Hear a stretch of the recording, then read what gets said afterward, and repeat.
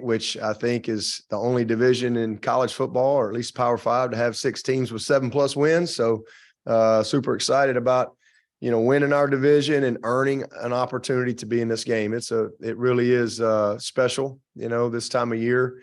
When you're playing, there's a trophy being handed out, and we're excited again to be here and be a part of a great venue and represent this league. And want to congratulate Coach Brown and his staff and all of their team. Same thing. They're a division champion. They earned their way here, and it's special. These opportunities are unique to get these opportunities, especially when you look back historically. And I got hired 14 years ago yesterday, as a matter of fact. And at that time, we had been a long time since Clemson won a championship. And so I have such a great appreciation for the opportunity to be here and all that goes into earning the way here. It's hard to win. And so really proud of our team for their season that they've had to get to this point. And again, look forward to a great matchup tomorrow night. And we'll thank Subway for being a sponsor, and then also all the people who make this happen. I mean, there's a lot that goes into making a game like this special for the teams involved. There's a lot of logistics, a lot of moving parts, from the locker rooms to the field, and et cetera, et cetera. So I appreciate everybody's efforts to make this a great venue and a great experience for both teams. And look forward to competing and hopefully playing our best. And Bryce, Bryce, good to see you, Bryce, from Indian Land. Yeah, man, good to have you here. With that, we'll take whatever questions you got. Okay, please raise your hand. Let us get the handheld mic to you, and let us know who you are, who you're with. Who has the first question?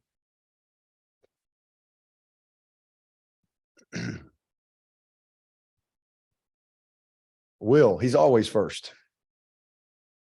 Will. Oh, no, Trevor. I look like Will. No, you had the thing in front of you there. Coach, Slightly. Trevor Groves, the Tigers. Yes, Trevor. With Drake May, how important is it to try to build a 2-score lead late in the game, kind of like the way you did at Florida State with a guy like Drake May, who seems to be better when coming from behind and under pressure, leading game tying and game winning drives? A 2-score lead, man. I mean, that's important anytime you can do that. But we just want to win the game, whether it's 1 point or 2 scores or whatever. But I think anytime he's on the field and they've got the ball, it's just regardless of what your lead is, whether it's 2 scores, as you say, or 1 point, or you're behind, he's a problem, in any situation. He's just a great player. I mean, he really is. I can't imagine that he's not going to be one of the finalists for the Heisman. 35 touchdowns, 5 picks. He's a leading rusher. He's just a great player, can beat you a lot of ways. He's got a great mind for the game. He sees things. He processes stuff well. So, regardless of what the scoreboard says or what the situation is, he creates a problem and has our full attention. Front row to your right, Coach. I'm Chris Lee from WRL in Raleigh, North Carolina. Wanted to ask you about Josh Downs, and has a higher win rate, and then but the last 2 weeks haven't been as good for him. What do you think you and your defense have to do to kind of get him slowed down and kind of try to keep him out of the end zone? Yeah, well, I think that's what you hope to do, is just maybe minimize him a little bit, slow him down a little bit, but you're not going to stop him. I mean, he's the best we've seen, I think. I mean, we've seen some really good players, but he is a great competitor. He's a great football player, and he's dynamic with and without the ball. He's a guy that he's also a returner for them, but they use him a lot of underneath screen. They won't come out of this game without at least probably trying to get him the ball at least about 15 times in different ways. So you just do the best you can to obviously know where he is. You got to change things up a little bit as far as how you play him, and you got to compete and win your matchup, and hope that you can, as you said, just slow him down a little bit. But he'll make some plays, but you got to try to hopefully minimize it. Third row, far left. Boney from NBC here in Charlotte. Going to ask you about two guys, if I can, that are from here. What were your first impressions in recruiting Trenton Simpson from Mallard Creek and Will Shipley from Weddington? Yeah, they're both just special talents, special people too, just really great kids, great families. I mean, first time you talk to both of those guys, you just go, wow. They're just kind of a breath of fresh air. I mean, just very talented players, but they just have great humility to them. And, both love the game, passionate about it, wired very similar in a lot of ways, but, just super, skilled, both of them. I mean, Trenton he can do anything. I mean, he's got a long future ahead of him as a football player. He's big, he's strong, he's really fast. You don't see many guys his size as explosive as him, change direction,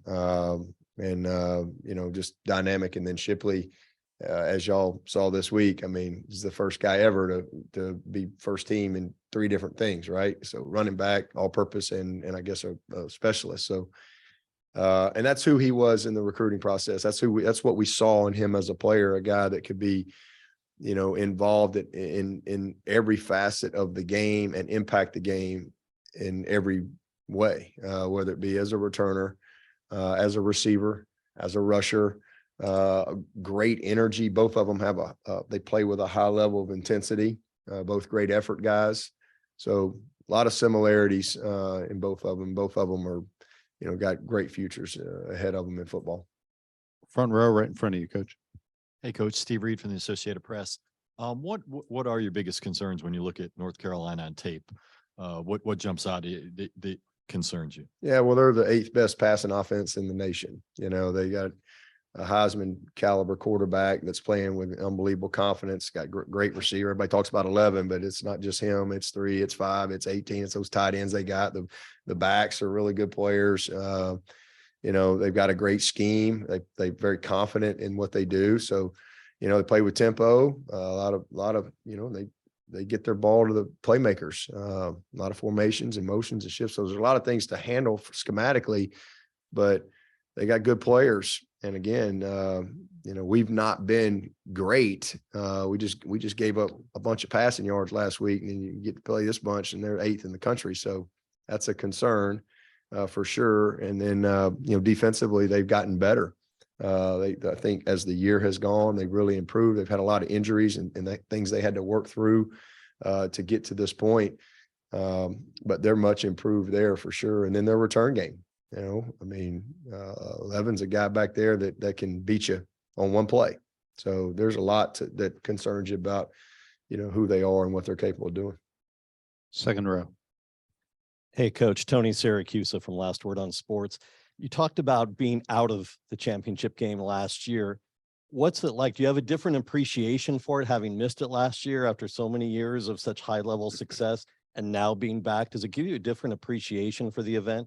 Yeah, absolutely. I mean, like I said, I got this job and we went to the championship game my very first year in 2009. It was in Tampa for whatever reason. That one time it was like a one-off, and we got beat. But I just remember what a big deal it was to get there. And then we weren't there in 10. We got back in 11 up here and we won it. And then we weren't here in 12, 13, 14. We had good teams, really good teams, but we weren't here. And then to get back here in 15, it was such a big deal. And then, I guess 6 years in a row we were here, and you just put your head down and go to work. And you see what happens. And so we're just very blessed to have had the opportunity. And then last year we came up short. We competed, we were in it kind of till all the way down to that last weekend, but didn't work out for us. So I'm proud of our guys this year, undefeated in the league. And man, we had to play a lot of great quarterbacks. It seemed like everybody we played all year had a great player at quarterback. And, I think we led the league in ACC play in scoring. So, our guys did a lot of good things to earn their way here. And we certainly last year watching it, the old Kenny Pickett fake slide, home watching it like everybody else, and certainly missed the opportunity to be in this game. And this is everything for us has come through, winning this league. And so you can't win it if you're not in it. So we're really thankful and have a great appreciation for, this weekend and for everyone. I played in the first ever championship game back in 1992. So 30 years ago, I played in that game in Birmingham. And, and now here we are 30 years later, and everybody has a championship game. Nobody had them back then. And I remember we weren't happy about it. And Coach Stallings was furious about it because, we had to go beat Florida, who was like 9-2 or something. We had to go beat them, even though we were number 2 and already in the national championship. So it's just interesting how it's all come full circle now. And now all these conferences are having a championship game this weekend, and thankful that we get the opportunity to go play. Second row, right in front of you, Coach. Dabo, Chapel with the state. Have you seen the response you wanted from DJ in practice this week, and where's he kind of at into the game, you think, confidence wise? Yeah. I mean, he's done his part, which is all he can do, they're not going to let him throw it and catch it. So, I mean, he's done his part. He's had a great week of practice, and the team has responded, like you want, but move forward. And at the end of the day, we're 10-2 and we won our division, and earned the opportunity to be here. And so, expect him to play well. Front row to your right. Chris Lee from WRL again. You mentioned earlier this is a question about the ACC as a whole. You mentioned the Atlantic Division this year and all the teams with 7+ wins in there with no divisions next year. How do you think that helps out those teams who have all those wins to maybe potentially get to the ACC championship? And how do you think that helps maybe with the public perception of the ACC conference, where some people feel like the teams kind of beat up on each other? Yeah. I mean, it's probably where it's going in every league, probably. It's probably where it's going to end up with the expansion of the playoff and all that stuff. But we experienced that a couple of years ago when Notre Dame was in here. So you'll probably have more rematches. That'll be one change, kind of like that year. We had a rematch with Notre Dame, and so you'll probably have more of that. But I think it's all just being driven by the playoff and being able to get your 2 best teams, and everybody trying to have the most teams possible, available. And and just kind of, you can, the division thing, maybe one division's better than the other, and that can change from year to year. And so, this is kind of where it's going as far as being able to, figure out who the 2 best teams are throughout the year and let them go play, and then see how it affects the playoff. Far left against the wall. Hi, Coach, and Jennifer Lewis with New Stitched Media. What do you think your quiet X factor is for possibly winning tomorrow? My quiet X factor. If I told you, it wouldn't be quiet. It'd get loud. Just keep it quiet. I don't know. I mean, quiet X factor. Maybe Phil Maffa. He's a guy nobody really talks about a whole lot, but he's a pretty special player. He's kind of quiet guy, but he plays loud. So we'll go with that. You're welcome. Third row. CL Brown with the Raleigh News and Observer. Even though you guys had the 1-year hiatus from this game, you've got players who've been in this situation before, whereas Carolina doesn't have anybody from their last appearance in 2015. How much do you lean on kind of the championship and the big game experience, lean on your players in situations like this? Yeah, I mean, it's great. That's certainly not a negative when you have a bunch of guys that have won games like this, been in games like this. I don't think that's bad or anything, but it still comes down to how you play in this game, these 4 quarters, and doing what you got to do. But, we are, when we started the first year in 2009, and we kind of laid out what our program was going to be about, it was, right, we want to have a program that is elite when it comes to graduation. And we've done that. And then we wanted to build a program that really truly built great men, equipped men with skills and career opportunities and relationships and real true tools for life. And we've done that. And then we wanted to have a program where when their time was up, they said, man, that was a great experience. You know, we want them to have a great experience. We want to embrace college, and we've done that. And then, but the last thing was we wanted everybody that came to Clemson to win a championship. And that's how we've built the program, and nothing has changed from that. And so then we went to work, and our first class was February of 2009. We signed 12 guys, and every class that has come to Clemson has won a championship or more, with the exception of Will Shipley's class. So obviously the guys that just got there this year, you know, Antonio Williams and that crew, they're going to get a shot, but so everybody who's come through has won a championship. And so it's something that is woven into, you know, just the purpose and DNA of our program. And so I think it's great that we got a lot of guys that are coming in here and they have that experience to draw upon. But you got to seize these moments when they come. You know, no championship team we've had didn't finish. You know, you got to finish, and you got to take advantage of opportunities to separate yourself, you know, hang a banner. You know, there's been 127 teams at Clemson, and if, you know, you want to be remembered as a league champion, you got to do it on the field. So regardless of whether you've been in this game or you haven't been in this game, it comes down to how you play tomorrow night. Fourth row. Alex Zimbroni with ADSN. You talked about Will Shipley, first team all ACC running back, all purpose and special teams. How important is it for him to get going in this first quarter against North Carolina? It's always important to get your best players in rhythm and going early in any game, you know, and certainly, you know, he's just like a number 11 for them in their quarterback. You know, that's kind of where it starts for them. It starts for us with number 1. I mean, he's a great player, and he's a guy that gets better as the game goes. Kind of the tougher it gets, the better he is. And so it's very important. We need him to play well. Top row. Hi, Dabo. This is Amanda with Watch Fox out of Columbia. I was just wondering, there's something that you want to see from your guys tomorrow night that you haven't seen this season, a type of game, whether that's, you know, a perfect game or a full circle game, or just a statement that you want to set that you haven't seen so far. Well, I'd love a perfect game. That'd be a great place to start. Yeah, we hadn't had that for sure. But you know, the biggest thing is just, I'd like to see us win the margin.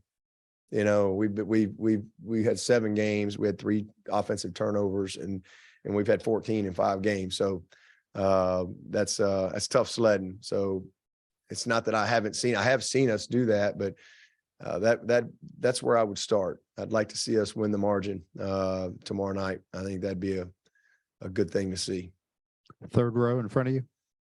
Hey, Coach. David Hood with TigerNet.com. You got the administrative staff and the secretaries involved in a little film action earlier this week, and just wondering, what did the rest of the week look like after Mental Monday? Windshield, eyes forward, on to the next, you know, go to work, get back at it. You know, that's what you do. You know, just learn from it and put your eyes on the next opponent and what you got to do to get ready to go play well. So we've had a good week of practice. The guys are excited about playing, and you know, hopefully we can thankful that we get a chance to go play, you know, because most of the time your season you know, ends. So it's nice to be able to get back at it and play another game and hopefully just play well. But good week of practice.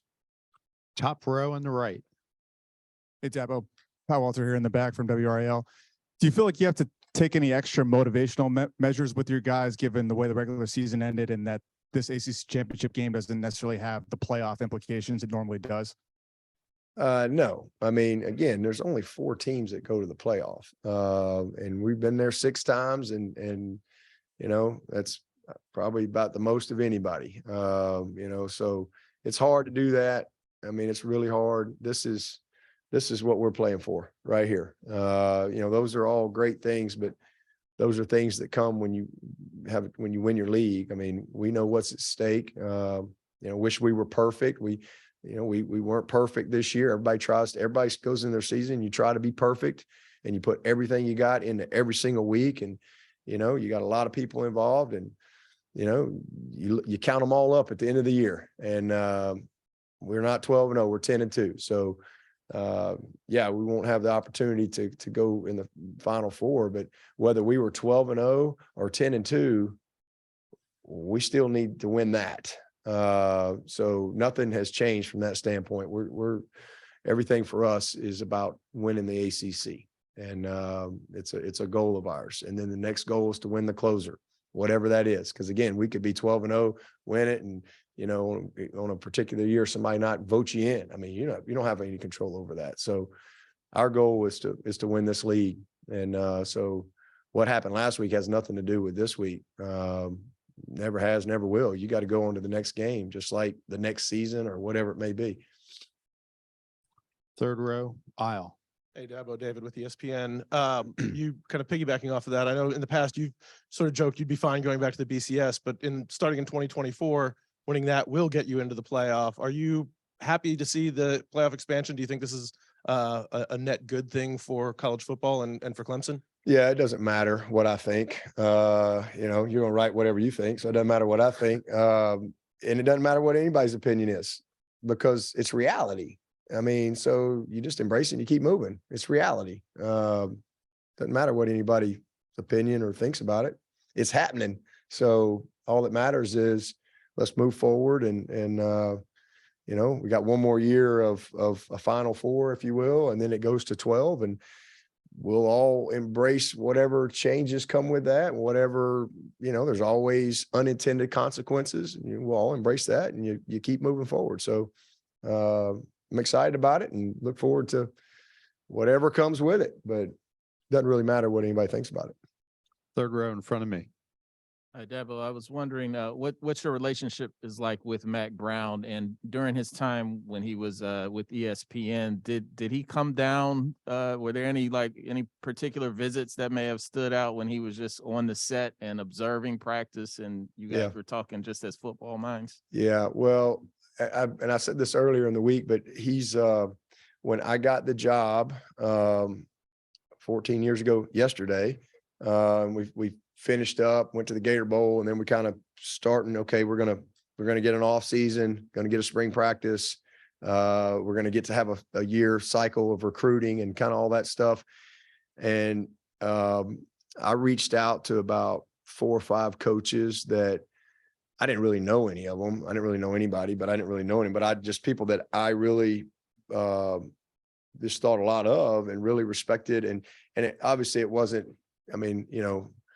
Coach Spurrier wasn't going to let me come down and sit down with him in Columbia. That wasn't going to happen. So, you got common sense, but I reached out to people that I felt like it would be great to go learn from. And because, obviously I'd had 7 weeks as a head coach. And so now I've got a chance to I had a lot of questions and a lot of things that maybe I was just looking for some confirmation on, and then just a lot of questions on some stuff. And so I've always said this, and this is why I love Mac Brown and always will. I reached out to 4 or 5 coaches, and, when now you're the head coach at Clemson, they'll call you back or at least text you back. And he was the only coach that would let me come visit. And, and I thought that was interesting because I didn't really dawn on me. I'm like, why can't, I've always allowed people to come and visit and meet and talk because of that. But Mac Brown was the only one. And not only did he let me come visit, he let me bring the whole staff. So I went out there February of 2009, took the whole staff, spent 2.5, 3 days in Austin. And I'd never been there at the time to Austin. And they were actually started spring ball early. We got to see a little practice and then some meetings, and they were amazing. And he was so accommodating. And I couldn't even hardly get a question out of my mouth. He had all the answer, and then I'd go on the next, and then he'd read my mind. And because I still got all my questions and all my answers. I got just pages of notes that I took from him. And it was such a helpful visit for me, and to be able to see Texas and kind of where they were. They're just, pretty fresh off a national championship and facility, you name it, staffing and recruiting. So it was like a Cliff Notes version of being a head coach. And he was incredibly transparent, and he didn't know me from Adam. Like he's like, yeah, man, congrats. Kept up with you. I'm really excited you got that job. Come on out anytime. Took us all to dinner. He was just Mac. that's just who he is. And so that's how he is. He's just a great person, and as is Sally. And so and then we became friends after that. So I kind of went on and, you know, and then he coached. And then when he got out of coaching, he got into TV, he had several of our games, and he came down and did an event for me one time, one of our fundraisers. He came and spoke at that. So just got to know him a lot over the years. And, you know, just one of those guys that, you know, you just, it's easy to like. So good football coach. Somebody asked me a question at our press conference Tuesday. I don't, maybe somebody here, I don't know, but they asked me, the question was, did I think he would be successful or something like that when he got back? And I was like, well, what about his life says that he wouldn't be successful? You know, I mean, everything about everything he's ever done leads you to think, yeah, this will work. So I'm not surprised that he's here. He might not have been so transparent 14 years ago had he known that we were going to be facing up, you know, one day for a championship. But that's kind of that's how life is, how God works. That's how, you know, things come full circle sometimes. Second row. Trevor Gross, Tigers.com. Coach, last week you faced the number 3 punter in the country, and you had a big impact in that game. Tomorrow you're facing the number 7 punter in the country. Special teams always critical in games like these, but how much will that impact your game plan, your strategy tomorrow? Yeah, I mean, that was obviously a huge part. And we had 2 turnovers, fumbled a kick return, fumbled a punt return, and lost 2 possessions there, both in scoring range. So you know, that was a huge part of the game with field position, and it'll be the same. So we've got to try to keep them on a long field because he's really good and can pin you deep, you know, if you allow him. But in a championship game, special teams is always a part of it. Back row. Hey, Dabo, Jeremy Terrace, WYFF TV. Last time y'all played North Carolina was up in Chapel Hill in 2019. What do you remember about that game, and what did you learn from that game that might help you in the head-to-head matchup come tomorrow night with Mac Brown? I remember they made a couple of explosive plays, and I remember we missed some plays, had some critical drops, but it was a hard-fought game. Both teams competed to the end. I think we missed a field goal as well in that game that was pretty critical. And next thing you know, it was down to the last play. So 2-point conversion at the end. We made a great stop, and it was a big win for us. But you know, it was a good football team. Front row. Right here, Dabo. ABC 11, Trayvon Miles, ABC 11 in Raleigh. The North Carolina offense has not been as explosive as they have over the past 10 games, over the last 2 games. Do you see any type of formula what your guys will have to do to kind of slow that offense down? Or you see anything that you guys can take away from what Georgia Tech did or what NC State did over the past couple of weeks? Well, I think the Georgia Tech game, you know, they just missed a few plays. I mean, that was probably their worst game as far as some plays there that they normally make that they didn't make. And, you know, just kind of next thing you know, you're in a dogfight there. But, and then you got a rivalry game, you know, a lot of intensity, a lot of emotion, a few plays here or there, a couple of bang plays. I mean, it's kind of how you expect that type of a game. But, you know, they're plenty explosive and do a great job. You kind of hold your breath every single play because they can make a lot of plays. But we got to win up front. I mean, you know, if you can't let him get comfortable. If he's comfortable, he'll pick you apart, especially with the receivers they've got, good veteran guys, and the tight ends. And he's a runner. You know, again, he's their leading rusher, and they will run him. He gets a lot of scramble yards because he really sees it. He understands coverage. He understands, you know, how to set lanes and when to take them, when to get rid of the ball. And then they have a lot of called runs too, whether it be draws or some other things. But, you know, you got to win up front and try to get him uncomfortable, make him have to change his launch point, things like that. And then you got to cover forever. Because he can create and he can extend as good as anybody. Very poised, does not get rattled. So, you know, you just, as far as the last 2 games, again, the Georgia Tech game, that was probably their one game where they were just a little off. But last week was just, kind of a down to the last play, right? Intense rivalry, emotion, and, one or two plays. Top Good left. NC State's pretty good on defense too. Pretty good. Sorry, coach. Top left. Hey, Coach. Jeff Taylor with WCCB here in Charlotte. Twice in this press conference, you've mentioned the 14 years yesterday, I think.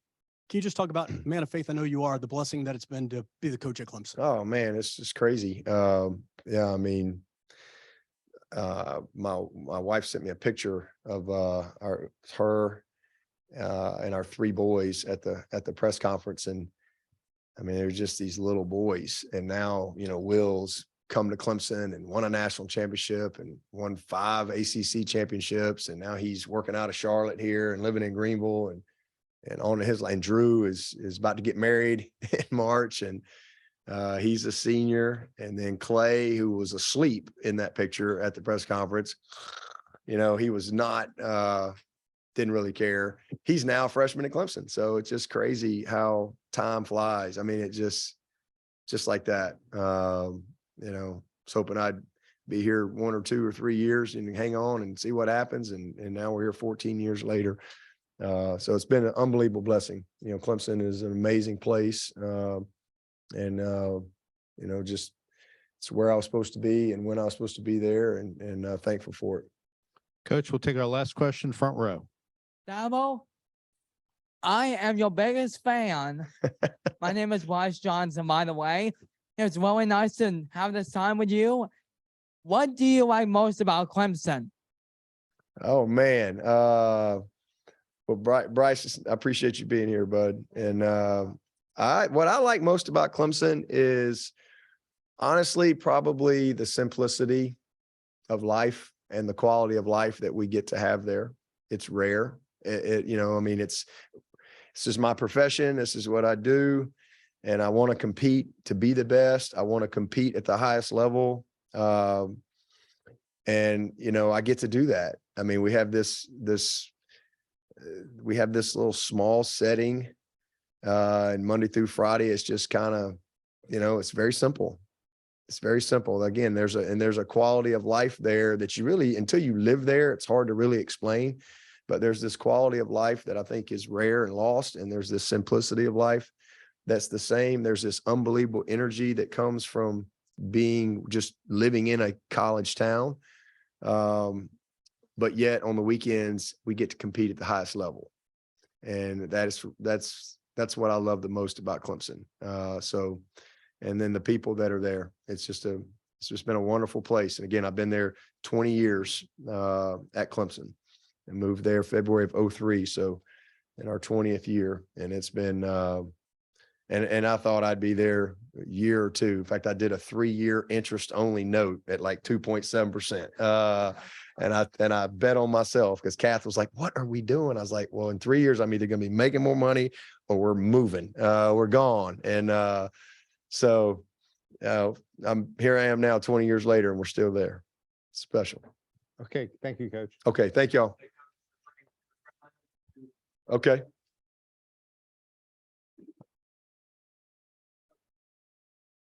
Good to see you, Bryce. So you're at Indian Land? Love it.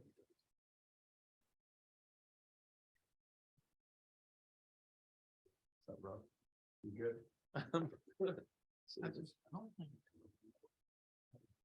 Yeah, all right. I told him 14 years ago, you might not have been so transparent with me when I came out there to Austin. I wish I had. That was it. All right, Coach, what do we do? Just stand on each side of the trophy, and Taylor, you raise your hand. All right, there's where you will look.